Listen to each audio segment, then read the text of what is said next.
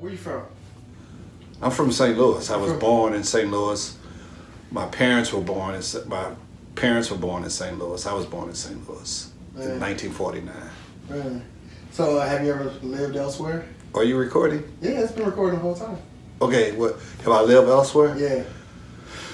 Well, I got drafted in the military and I moved south. I was stationed in Fort Campbell, Kentucky, and I spent some time at Fort McPherson in Atlanta. But most of the time I was around Fort Campbell, Kentucky, which is not in Kentucky at all. It's in Tennessee. Really? It's right on the Tennessee to Kentucky line. And because the post office is on the Kentucky side of it, So they have to. they call it Kentucky. Gotcha. But it's actually in Tennessee. How long were you? 2 years. 2 years. I was in the military for 2 years. I got drafted, so I did what was So required. you got drafted, like where you had no choice. I got a letter from the government. Richard Nixon signed it from the President of the United States saying that you've been inducted into the military service and you're going to report on this particular day at this base at the Mark Building at it's July 21st, 1970 at 8 in the morning. You're supposed to be at this spot. So were you kind of expecting it, or how did you feel? Well, everybody around me was being drafted. This is during the Vietnam War. And I just didn't do anything to impact that decision. I didn't apply for deferments. I didn't do any of that. Oh, you When I turned 18, I registered for the draft. And I just lived my life after that. Exactly. And then when I turned 21, I got a letter from Richard Nixon saying, that was in 1970, saying that I was inducted into the Army. So were you like in the middle of anything? Like, did it disrupt your life? Not really. I mean, I wasn't married. I had graduated from high school in '67, so this is 1970. So I had 2.5, 3 years of bachelor life, and I was working a job, had a car, dating girls, going to the club, all that kind of normal stuff that bachelor people do.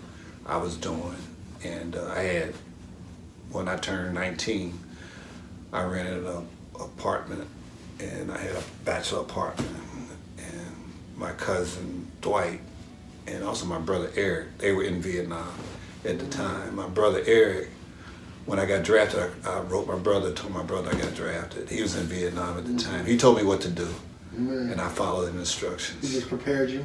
Did he prepare you like for what you're gonna get into when you get into the Marines? I just prepared you for how to start off. He prepared me for how to fill out the paperwork. When you're drafted, you go through 8 weeks of basic training. But the first week is called 0 week, where they don't count it. Really? Well, they count it, but they don't count it But towards your basic weeks. training. Yeah. Your basic training. Yeah. And 0 week basically is processing. And paperwork and all that. You're doing paperwork, they're evaluating you, how It's smart or dumb you are, Yeah. what kind of skills you have. They give you shots and they inoculate you for diseases. They give you uniforms, and you get all the clothes that you're gonna wear, everything that you used to own. You're supposed to ship back to where you came from. Wow. And you come in looking the same as 3,000 or 4,000 other guys, And, So, were you afraid? I was never afraid. No? I was never afraid. But my brother, he told me, he said, when they start asking you, you start filling out that paperwork, and they ask you about your occupation, tell them you want to be a cook. Because here in Vietnam, if you're a cook, you stay in the rear with the gear. Oh, you don't have to be on the front lines. Well, you don't go into the bush. Yeah. Go search and destroy kind of Yeah. stuff. You don't do that. You just feed the troops, You and sit back and- then you go back to the rear where all the gear is. And wait for them to come back. Well, you just wait for your next assignment, but like you say, you stay in the rear with the gear. That's what they call it. So did you ever end up going to Vietnam? I didn't go anywhere. No, you just stayed. I stayed stateside. Okay. And one reason was because my brother was already in Vietnam. They couldn't send me Oh. while my brother was in Vietnam. Okay. So they sent me to Fort Campbell, Kentucky, and they sent me to They sent me to a combat training unit, combat engineers unit, and I got there, and the combat engineers was in the field. Really? They wasn't there. I mean, they weren't at the base. I mean, they were at the base, but they weren't in the barracks. Yeah. They were in the field. They were out in the field doing whatever. Field maneuvers. Yeah. And I got there. The place is empty. Just nobody. Well, one or two guys, Uh-huh. but for the most part, it's empty. It's a place that, houses 200 men, and only 2 people are there. Yeah. So I got there, and I started playing bid whist with some people who were there. Some of these. And after about 3 or 4 days of it, I got tired of it. So I went to the adjutant. Said, look, I'm here to report. I got my orders. Here are my orders. I'm going to report to combat. They out in the field. Mm-hmm. He looked at it. He said, they need a cook over to garrison. So we're going to reassign you to a garrison mess. And that's what they did. A garrison mess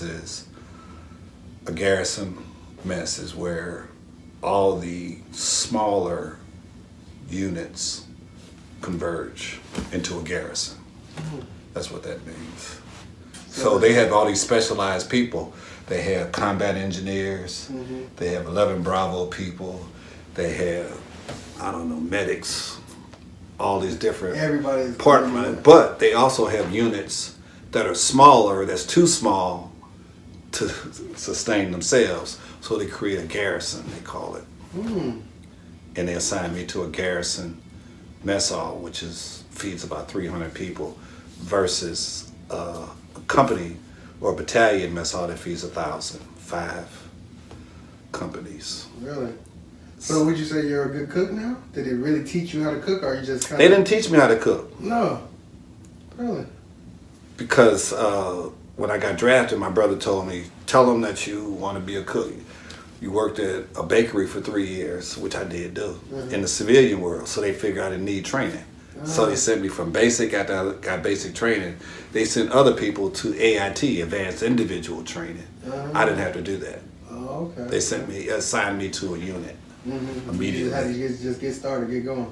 Well, start working. Yeah. That's what they did. So anyway, that's how I got involved in the personnel service unit that I was attached to. They had a lot of other little units to it. They had STD, SPD, Special Processing Attachments. These are people that go AWOL and they catch them. Oh, so they're like kind of locked up. Well, they're not locked up. They're just kind of waiting on their court martial. Oh. They're on the post. Gotcha. They're just kind of hanging around for 4 or 5 weeks or whatever until their court martial day comes up, and then they go to trial. So, once coming out the military, what was your plan? Oh, when I was in the military, I had a girlfriend. She got pregnant. We got married. All while you're in the military? All while I was there. And we got married the last 6 months. She moved on base with me. And I was figuring out a way how, I had worked at McDonnell Douglas prior to being drafted. So I had a job waiting for me once I got out. So I had already planned, once I got out, take my family, buy a house on a GI Bill, take advantage of the GI Bill, get a house, which I did all those things. I got out in March 20th, 1972, looked around, got a house, and moved into my new house in July of that same year. Yeah, so I just got out and life was just... Then I started raising a family, started going to McDonnell Douglas every day for 20 years, and started raising a family. My wife didn't work, So it was just you're the breadwinner and you're raising a family. Breadwinner, raising a family, and still pursuing my art. I've been interested in art since '58, so it's not like I stopped doing it. It's just that. So this was before you even went to the military in, let's say, high school and stuff. You said you graduated in '67, right? So '58, you were. '58, I was 8. Yeah. 9 years old. and my dad enrolled me in art school. Really? Yeah. Was that your decision or? It was his decision. Okay. Because he thought that, I shouldn't be drawing on the kitchen walls. So you were just artistically inclined anyway, so he said I might as Yeah, well. it was a natural. Yeah. I'm naturally attracted to it. And I would do it. My mom would give me the cardboard from her stockings. She would buy stockings and it'd be wrapped in this cardboard that had a nice white smooth surface on one side. Really? And she would get her stockings and always would give me the board. I would be drawing on it, stuff like that. Did you guys keep any of those things? Do you still have them? Not really, I wasn't into, trying to save anything. I was just into. I just know how some moms, some moms just keep everything. I was just into doing. Yeah.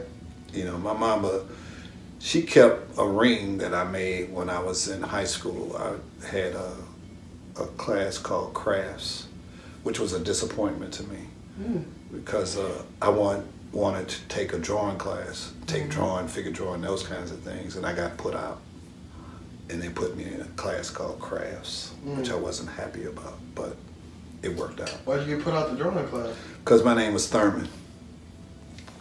The class was too big and they had to eliminate 10 people, so they went from the back of the alphabet and they just worked their way up till they got to 10 people. Damn. And I was in that 10. Yeah. So did you get anything from the craft class that was I made crafts, I made plastic rings. I made rings out of watches. I learned how to create metalwork using ball peen hammers and banging copper and all that kind of stuff. Jewelry, things like that. That's what I was making. And it worked out, but I wasn't drawing. I was interested in drawing. Yeah. And then when my sophomore year came up, I applied for drawing again and got it. Okay. But I was ahead of everybody. I was a sophomore in a class of freshmen. Oh, you were older than everybody. You just wanted to. I was smarter than class to do everybody. it. Yeah. Smarter than everybody. I wasn't nervous. This is my second year of high school. Yeah. This is their first. Everything new to them. Yeah. With me, I've been down this road before, so I was walking around with more confidence, and I was, So at what point do you feel you considered yourself an actual artist in your life? I've always considered myself an actual artist. Yeah. Never not done it. Always. Never stopped it. Yeah. And the thing about art, to me, when looking back, it was being in the People's Art Center when I was 9 years old, 8, 9 years old, that established my thinking as an artist. Because when I went to the People's Art Center, I was a bunch of 8, 9, 10-year-old boys. They were all artists. So these are the people that I saw in the neighborhood, grew up with, followed their careers, they followed my careers, we hung out. And we shared information. You found your tribe. You found people with exactly. similar like minds. Exactly. Yeah. Exactly. So at that point, even just getting into that art thing, you felt like, I'm an artist. I feel comfortable here. This is. No, what it was I'm an artist. They're artists. I can measure myself against these guys. Gotcha. These guys this one guy right here is better than me. He's got a scholarship to go to WashU in the end, When he was little, he was going to O'Fallon Tech or some other thing. He was good. And I was just wondering where that skill came from. Did it come from natural, or was it, was he trained? It was, and then I realized it was the training that he had that I didn't have. Oh. So I started training myself. Gotcha. Once I realized that as I was growing up. And I'm 10, 12 years old, But you knew knew he had some information you didn't have. Exactly. Yeah. He was exposed to it every day. And I wasn't. Right. My exposure was self-taught stuff, drawing on slips of paper, all that kind of mess. Fooling around, playing in mud and the dirt, with my cousin. Yeah. And all of that kind of stuff, building hot rods and all the things that I used to do as a kid. And one of the things that was a pivotal moment in my life. The other pivotal moment happened when I was 14, 15. Well, I went in the shoe shine parlor and started shining shoes to make a living, make money. The owner of the shoe shine parlor bought a building around the corner from where we worked at, and he used us as laborers to lay the tile, build the stands, paint the walls, all that kind of stuff. So that was my first experience in construction, in building stuff. And I thought it was amazing that somebody could imagine something. I mean, because I saw the space and it looked shitty. Right. You know, it's open and need a whole lot of work.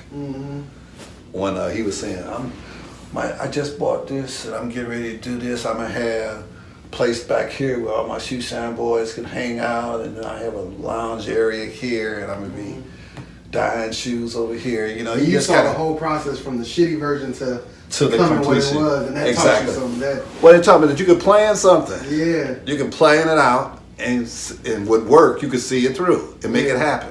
Yeah. You can envision something. So that was the first time that Something that doesn't even have to be visually possible from the beginning. It doesn't have to be tangible initially, but you convert it into something. Right. That's what I learned by doing. I was learning it by doing it, you know, and actually seeing it. So every new raw space that I saw, wherever I was, I can envision how I would like it to be. Right. You know, that's what I learned when I was shining shoes and working and making the shoe shine parlor work. And did that help your art process? It helped my thinking. Yeah. My art thinking, my vision. I was able to lay it out. The guy, shoe shine guy, could letter, so he lettered the glass, the outdoor glass and the doors and everything, you know, and I started doing work and he started accepting my art in the shoe shine parlor as decoration. Really? You know. I know that had to feel good. Well, it did. Yeah. It did, you know. I mean, but I didn't feel especially special. I was just among a bunch of other talented people. Everybody had talents. Yeah. You know, I had a talent, somebody else had a talent. One guy, my best friend, he had a talent. You know, he was a reader and he liked poetry and jazz was his thing. So he knew all about jazz music and all that. And anyway, it was just things like that. The creative flow, being around creative people. Gotcha. You know, sustained me. So I carried this through so that by the time I got out of high school, I continued to do it. I never stopped, even to this day. So throughout your art lifespan, your art career, do you have any points where you feel like were low points? Like where you just maybe didn't feel inspired, or you felt like the world wasn't, you know, offering you what you needed or something, or any just dark moments? Or did you just paint your way through it? No, my thing was I make my own opportunity. You know, I always believe that there's more than one way of accomplishing the same goal. You know, there are different ways to get to the same spot. That somebody else got there a different way. And what helped me also, I was saying about the shoe shine parlor and building that space. In the 70s, I was, you know, struggling along. I was trying to become a good artist. Constantly painting, but never really satisfied with the result because I had wild imagination, but I could never paint my imagination. That's what I couldn't paint my imagination, and but I was learning along the way. And then it wasn't until my aunt gave me a series of books called Time Life books on artists that came from antiquity, going from, you know, way back. Basically, they were talking about artists of the Renaissance periods and then the Rococo periods and all the other periods that came through before we got to modern art. So anyway, all of that. I started reading these books, and we're talking about maybe 32 books. Wow. But each book focused on one artist in the period that he grew up in. For instance, Gainsborough, or somebody like him, or Michelangelo, Leonardo, or whomever, Raphael. All these different artists, you start reading their lifestyles and their life stories and where they came from and all of that. You feel how it connects with yours and it helps you maneuver a little bit? Not really. No? What it did was it told me that everybody's different. Oh. That's what I learned. No, there was no two guys that were the same. All these books and all these famous artists, none of them follow the exact path of the other. They all had their own different ways, even though they may have been part of the Impressionist period or that Impressionist era, and they knew each other, but they were all different. So that's what I learned. It was an epiphany saying you just had to follow your own path, whatever that leads you. So do you feel like you had a high point or a peak in your art career? Or do you feel like it's still... There was a couple of peaks. You know, I mean, I was floundering along, just trying to be an artist and working on my off days and weekends and stuff, practicing my art and doing a little jobs for people that I worked around, making $10, $15 for little art, doing flyers and things like that. And then that was okay, but I wanted to do paintings and sell paintings. That was really what I wanted. I want to create art and sell it. And I said, well, when I was at McDonnell Douglas, I met a guy who told me his father was a member of an artist collective. And he introduced me to him, and that's how I got involved with adult artists who were doing what I was doing. That happened in '78.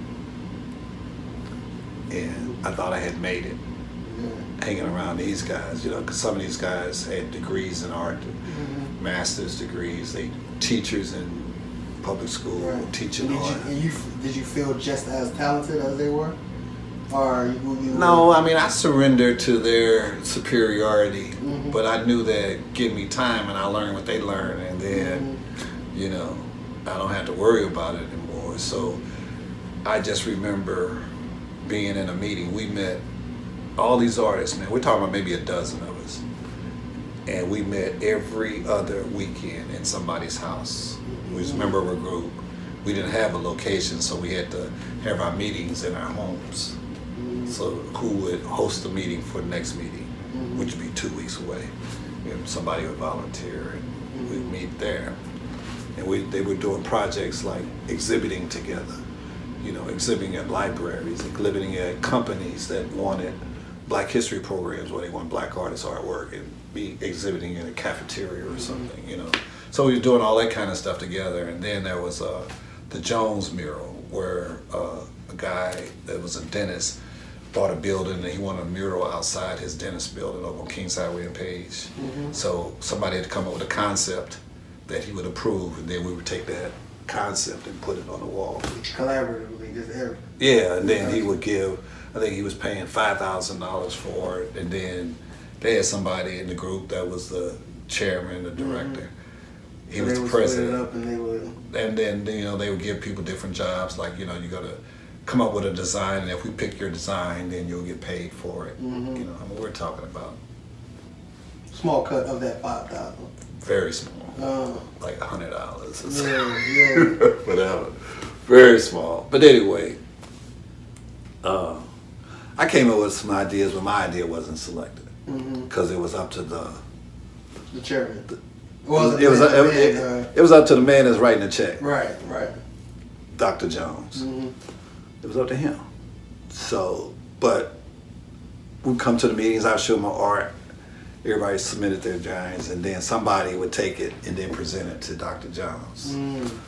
I wasn't in the process. So you just handing your art to the middleman, basically. And hope that they were fair in presenting my work. Right, hopefully they were honest. Hopefully.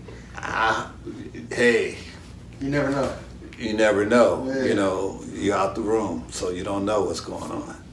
So anyway, I kind of learned a lot just hanging out with these guys about, but I didn't feel like I had made it.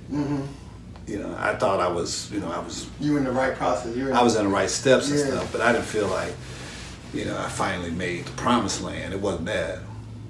It wasn't until the idea of the airport mural came up. Right. And so did you get the airport mural job through that collective? I did. Oh, okay. I did. Somebody heard about what Reinhardt did at the airport. Reinhardt's mural didn't have any African Americans in it, and they needed somebody to, you know, come up with it. So us as a group was going to submit a proposal to a committee, and hopefully we'd get the mural project, which we did get. But the committee didn't like our proposal. We thought we was charging too much. We had too many jobs. We had too many. They didn't like it was too complicated. Mm-hmm. And the guy I met at McDonnell Douglas, I asked him to be part of the proposal because he had a stronger resume. Right. And we would have gotten accepted, except it didn't happen that way. So they rejected the group's proposal. Mm-hmm. First they agreed to do it, and then after... It was too much. Well, they took it to the white man. Oh. And the white man said, we don't give niggas... We're not giving you that much money. We don't... Right, exactly. Right. So how'd you two end up doing it? So Spencer, mm-hmm. the guy that had the stronger resume, he said he was going to submit a separate proposal by himself and asked me would I be involved, did I want to be involved in it. Right. And I said, absolutely.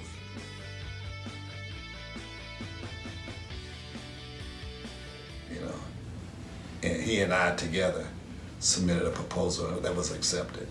So did you guys charge like a substantially? We charged the amount? same. We charged the same amount that the other guy got. But they rather give it to two. Well, here's one person, or here's what I learned from that experience was that when you submit a proposal, you don't give every detail. mm-hmm. You give a general view of what you're going to do. That's what Spencer and I did. Oh. The group proposal was very detailed, very detailed. What each person's going to be paid, what jobs they're going to do, all of that. It was super detailed, and they just thought it was just too many salaries involved, rather than say, you know, give me $100,000 and everybody going to be paid out of that. Right. That's simple. If you say you need $100,000, but the illustrator is going to get $10,000, the art director is going to get $25,000, you know, I don't know, the painters are going to get, you know, just too many salaries. It just feels like too much. It feels like that you're padding.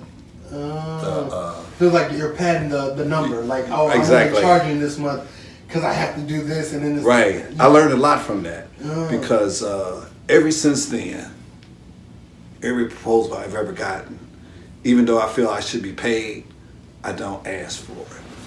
Really? Really. What I do is I just give them one number and I'll get paid out of that number.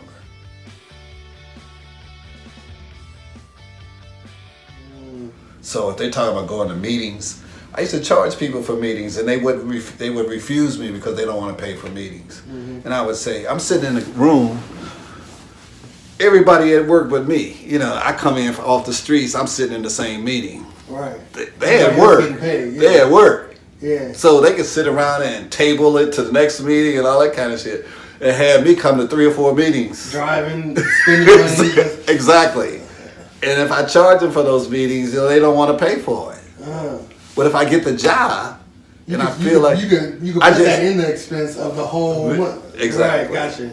So they don't just feel like they're just I'm handing money out. They're just I'm nickel and diming them. Right, gotcha. And that's just the way of the psyche. It's the psyche of the individual.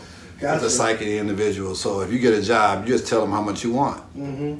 And you figure out the rest, like. Right. You don't have to say anything else. You could just say, this is how much I want, and these are the things I'm going to do. Yeah. You know, I'm going to select the work, all these jobs I'm going to do. I'm going to do all of that for that same amount of money. And it just feels better. Even though it's the same number. It's the same number. It feels better. It feels better. Wow. Because you feel like you're not nickel and diming me out of that. You know, you're not itemizing all these little things that say, and then they can cherry pick and say, well, why are we paying for meetings? Why are we paying for meetings? Even though we don't pay for meetings. Right. They find something. They look for a reason to say no. Gotcha. So on that, what hurdles or what, you know, blockades did you run into just being a black artist? Did you find any different? Yeah. The only thing different between being a black artist and a white artist is the network that you're in. Mm-hmm. That's all. Nothing more. It's the network. When you're a black artist, you got to deal with the black network. Mm-hmm. If you're a white artist, there's certain obstacles you don't have because you're a white artist and your Right. network is different. Right. You know, so they look past that. Mm-hmm. But a white artist can't come in and say we're going to help the black community without being scrutinized. Mm. It's the same. So I felt that, yeah, a lot of artists reject the idea of being called a black artist, Really. because they don't want to be pigeonholed. So Pigeonholed and they and fight it. categorized. Yeah. And I just said, the hell with it. Mm. Just pay me. Right. I don't care what you call me. Right. I don't care what you call me. Just pay me. Mm-hmm. Just pay me what I'm worth. So how did you end up developing your worth? How did you figure out your worth on your Trial and error. Yeah. Being cheated. Mm. People taking advantage of you. All of that kind of stuff. That's how you figure it out. Life's experiences. And also you try to benefit from other people's mistakes. Right. As much as you can. Right. But especially your own, because you remember them better. Mm. But Could you go more into the process of the airport mural? which mean the process? Just how you and Spencer came up with the concept and just working. I came up with the concept. Mm-hmm. Oh. Is because I knew more about the Tuskegee Airmen than anybody in the room. Mm-hmm. I grew up as a little kid hanging out with Tuskegee Airmen. Mm-hmm. When I was a kid, my dad saved all the newspaper articles from 42 when the Tuskegee Airmen was first inducted, so I knew that story. So this was already a part of you, this project. When I was in elementary school, I used to take my father's scrapbook as a show and tell to get brownie points from the teacher because they would always be enamored with it. Yeah. They would be fascinated by it. How many times did you use that? Oh man, at least 3 or 4 times. And it worked every time. Huh? Every time. Yeah. Because I was showing a part of history about black people that people don't really talk about. Right. And then, like I said, the guy that owned the shoe shine parlor, his brother was a Tuskegee Airman that was killed in Italy. Really? So I used to hear stories about it. So it was kind of in your destiny. It was the whole time. the whole time. I didn't know it. Yeah. And when I got in the room, by the time the airport mural and all of that came about, I was the smartest guy in the room over everybody. Plus, I could paint. Right. I knew the story. I knew the story about the Tuskegee Airmen. You had an attachment to it. You cared for the. Well, I could speak from personal experience. Yeah. And like I said, I painted. I could paint. Right. I knew the painting process and what it took. So that's why Spencer wanted me to work with him, because even though he was a great painter, he didn't know the story. He didn't have all the background to it. Exactly. Gotcha. So, and then he knew that I admired him. He knew that I've been following him for 10 years before we got to that point, because we worked in the same company. Uh-huh. So after the mural, did your reputation explode, or did you get a lot more jobs? not really. No? No. What ends up happening is that people, they overreact to who you are. Oh, They think so they get because intimidated. they intimidate you, them by being in the room. They don't want to ask you to do a job because they think you're too expensive. Damn. They knew that I got $290,000 for doing that mural, which was nothing, because it took 5 years with 2 guys doing it. That's like $50,000 a year that 2 men got split up. Right. So what is $290,000? That's a regular job. It's a regular job. Damn. But then all they know is the $290,000 number. So they're like, I can't afford you. I can't afford you. So, I mean, I know you didn't initially know that was going to be the effect. So how did that affect you? Like, It didn't stop me from doing what I do. That ain't what my goal is. Not driven by money at all. Even to this day, it's not driven by money. It's driven about my skill level developing and all the things that I want to do in my imagination. And more importantly, to me, anyway, is competing with my fellow artists, because they're doing stuff too. Right. They're out there doing things. They're out there doing stuff. So I want to be just as active, because I always believed I didn't want no artist to outwork me.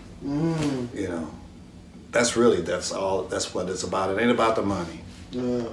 About the craft. It's about the craft. But if you're a professional, you get paid for what you do. You don't give away your skills. Right. And that's what you do. because I worked at this, and I just remember telling people that when they ask me how long does it take you to do a painting, I tell them 35 years. That's how long it takes me to do this painting. Really? Because that's how long it took me to know what I know in order to do this. It came with a whole lot. Like, you're not paying for the painting. You're paying for the experience, my knowledge. Here's also I tell them. I said, when they say I'm too high, I said, go ahead and get a high school kid to do it. You don't have to hire me. Mm-hmm. You'll see the difference. One thing that you'll get on-time delivery. If I say I'm gonna have it ready in 4 weeks, it'll be ready in 4 weeks. Yeah. If I say it's going to cost this much, that's exactly how much it's going to cost you. I'm going to tell them the materials that I'm going to use. These are the exact materials you're going to use. Yeah. You know beforehand what everything takes. Exactly. When a high school student, they have an idea, they think, and then they run into problems, they run into mistakes. And then they're going to disappoint the patron because... You've had your experience running into mistakes. Right. So you've surpassed. And that's what I tell them, don't hire me then. If you don't want it to be on time, if you don't want it, if you don't want to deliver it right, then if that's not important to you, then get somebody else that's cheaper. Yeah. One thing I wanted to talk about, because I've met 2 of your sons, I believe. Yeah. And I wanted to just ask you, because I've heard they've told me different things, but I want to just ask you how you developed the artists in your children, because I've heard they grew up around it. Yeah, so just it was natural for them. Yeah, it was natural. That's what they saw every day. They saw everything that I did as an artist. I exposed it to them. When I had meetings at my house, all these artists would come in, and it would shut down the house because you got 12, 14 people coming in for a Sunday meeting that would take, 3 or 4 hours out of a Sunday. And a lot of times, my wife at the time, she would leave the house. She would go to her mom's or something. Yeah. Or so just be you and the kids and. Well, my kids wouldn't be there. They would leave too. They know what was expected. It would just be me. But they saw a working artist. They saw that, right? Yeah, and they saw how I transformed the house. I took the basement and I petitioned off a space and built me a work area and all of that kind of stuff. Yeah. I mean, they saw all of that. Did you see these things developing in your children early? What I saw them was they didn't want to be me. Really? Yeah. They love the arts, but they didn't want to compete against their daddy. They didn't want to become no painter. They didn't want to be a painter. They too high of a hurdle. Yeah, I don't know what it was. Too high of a hurdle. I don't know. They just said, "Hey, I can pick something else." So in the arts, in the arts. So that's why my other son became a photographer. That's what my father did. And the police officer, he was a musician, so he could play instruments. He could play quite a few of them, matter of fact. Really? And my daughter wants to be a poet. She became a poet, and she does live open mic stuff. Really? What do they call it? Literary. But visual. None of them. Well, photography a little bit, but not actual painting. Well, with photography, my son wanted to become a photographer, so I told him that in order to become a photographer, you need to become a painter. Yeah. Not necessarily a painter, but somebody that draws. Somebody that knows how to see. That's what you need to do, is develop your eye. Really? So I started teaching them elements and principles of design theory, how you approach a scene when you see it, especially when you're drawing it. And he's really quite good at it. Yeah. But he's able to do it through photography where he can recognize a scene immediately. And know exactly how to capture it. What he does is, which is his skill, this is what makes him special from all the other photographers that are out there, which makes him different, is that he doesn't have a game plan.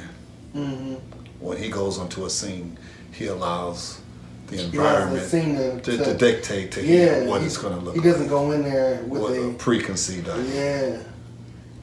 So. And when I talked to your sons, that's what just fascinated me, because it was an upbringing that I didn't know about. You know? Arts was not in the foreground of my upbringing. You know? And I've never known any artists. I've never known someone who got paid for creating art. So it's just cool to see like how your children, even your photographer son, how he turned out and what he's doing and how he found himself. Right. And the seeds you planted really early, you know?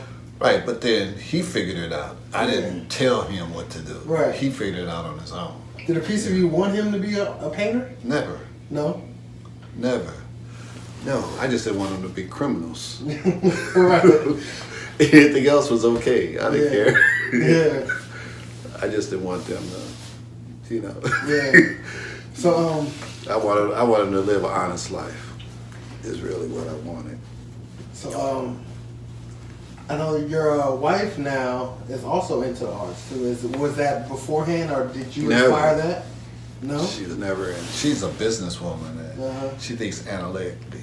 Yeah. You know, so she knows how to organize stuff and put things together. Put this person here, that person there. Is she like your perfect balance, in a sense? Because we totally opposite in that regard. You know, her skill levels are different from my skill levels. Mm-hmm. So she doesn't like for me to upstage her, which I do all the time. So I don't.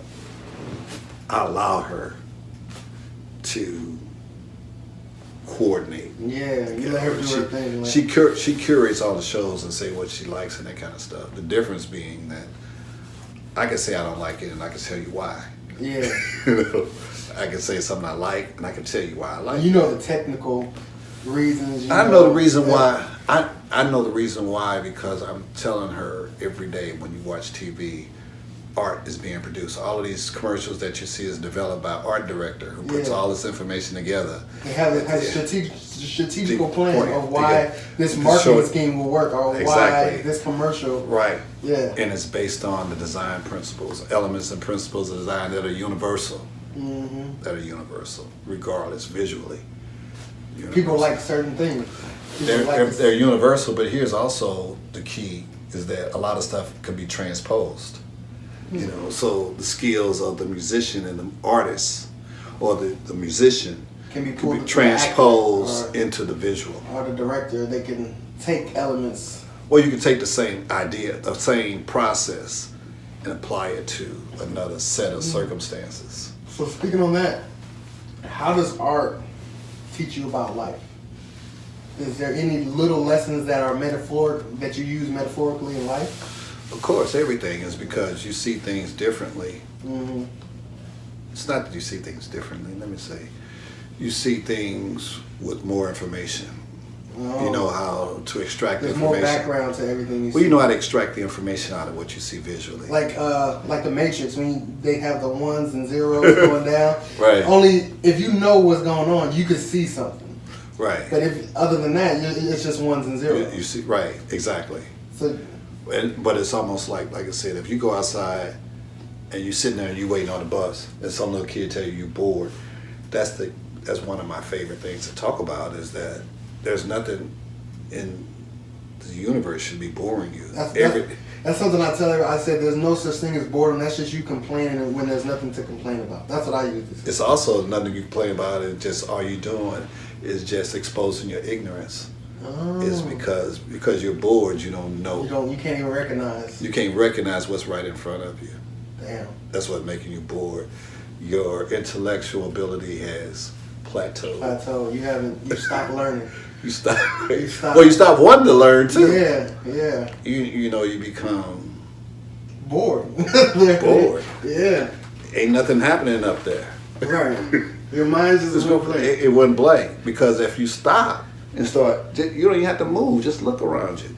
And then I ask people, I said, you standing on the corner waiting on the bus. You say you're bored because you're waiting so long. Mm-hmm. But have you ever realized what asphalt comes from? It's right there in front of you, standing on it. Mm-hmm. It's not a natural. It's not a natural thing. Yeah. Why is it different? Why is certain concrete different? And then why are the utilities lines on poles as opposed to some that are buried underground? Oh. Why are those things possible? And then the development of all these different cars and how they end up getting to the place that they are now. Mm-hmm. Whereas before, this kind of thing wasn't around. 100 years ago, you would see horses going up and down the street, not cars. Right. You ever ask yourself those kinds of questions?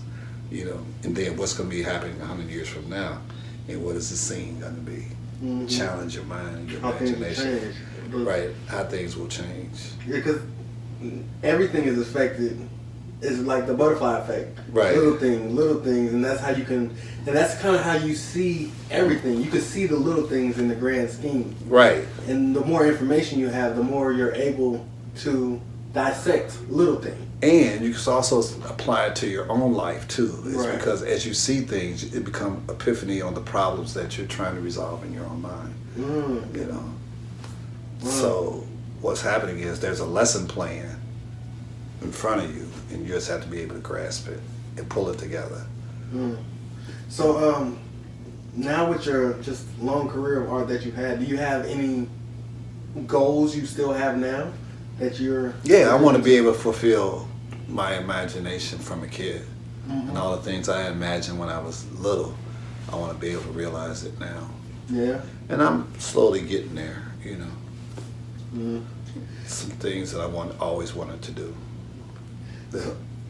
So it's like you're still reaching back to your childhood for the real, because I believe children see the pure beauty in most things because they're seeing a lot of things for the first time.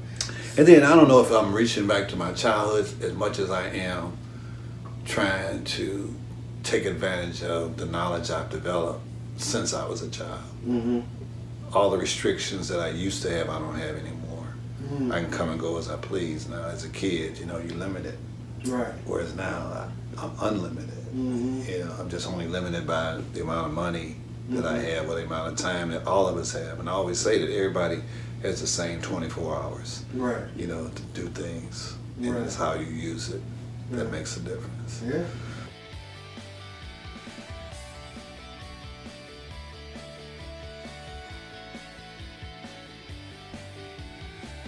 If you're driving and if you can see the horizon, then just tell yourself that the colors that are in the foreground of your viewpoint have vivid colors around you. And as you look further and further toward the horizon, those vivid colors become more muted. Really? Even though they're the exact same color. The only thing changing is the distance between you the viewer, and the object that's far and far away. So is that why what's causing that? That's the question you ask yourself. And what's causing it is that those colors that are in the sky are being picked up by the ground. And that's what causes it to become neutral. Really? So one way to do it is to look further and look at the very end of the horizon, where the horizon line is, where the sky and the land meet. And look at that, and then just look at the colors as they get closer and closer to you. And what happens to the green of trees. The green of trees that's at the horizon line, and the green as it gets closer and closer to where you are standing. Wouldn't it be darker at the horizon line? The colors that are in the sky is reflected back to the ground, and that's what causes those green colors to look the way they are, is because it's the color of the sky that is picking up. It's picking up those colors. And that's why they say the sky is blue, because it picks up colors from the ocean? No, the sky is blue is because it's on the end of the color spectrum, and it's not on the beginning. That's why it's blue. The sky is not blue at all. It's just light that causes it, and that's the lowest tone that you see. When the sky is above your head, you see the furthest color that's around, which is blue. That's in the spectrum. Really? Right. I had no idea. It's like my teachers couldn't even. I remember being in school and you just asked, like, why is the sky blue?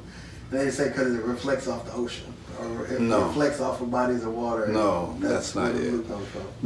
No, blue comes from the color of light. Comes from the sun. The sun makes it that way. So when white light, all the colors and pigment turns black, all the colors and light turns white. They're the exact opposite.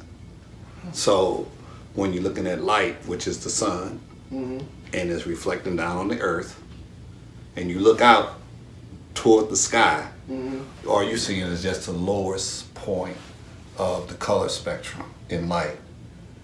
As the light, the earth turns or whatever, and then you start seeing the light on an angle, that's when you start seeing all those warmer colors start coming in.